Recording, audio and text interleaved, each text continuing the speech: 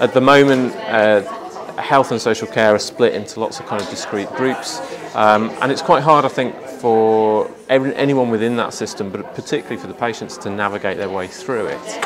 And the idea of being able to present one face towards the patient is a really positive element from my perspective, but also the idea that we will be communicating between each other much better. We'll understand what each and every one of us is doing much better is really, really appealing from my perspective. I think there's also an element around just everything will be much more efficient.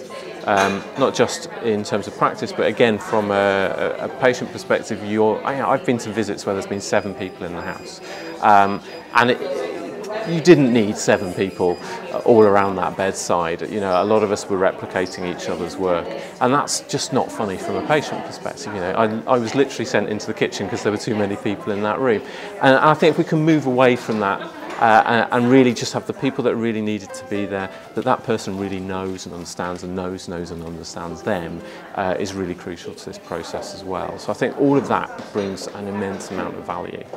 One of the advantages to community is that the plan here is for it really to be very localised to specific communities. The traditional model is you see your GP, you may see the district nurse, but a lot of your care is outsourced to the hospital, so you're travelling vast distances to see somebody, and increasingly, you know, certainly for some of my patients, travel is nigh on impossible without assistance.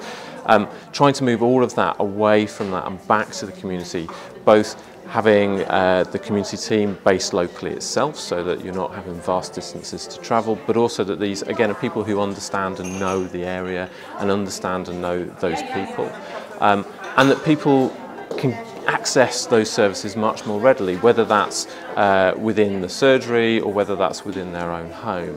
People coming to them, we know that it's much better for the vast majority of people where it's possible to be managed in their home.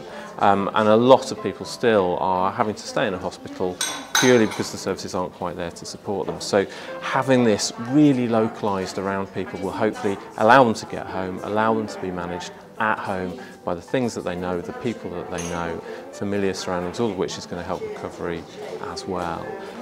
So I think it's a really positive move from that perspective as well, and I think it should also just make sure that all of their care becomes part of that community. And I think from a GP perspective, that's something I'm used to. I'm used to being part of that area, and I think being able to bring that to all the other elements of people's health and social care will bring benefits as well.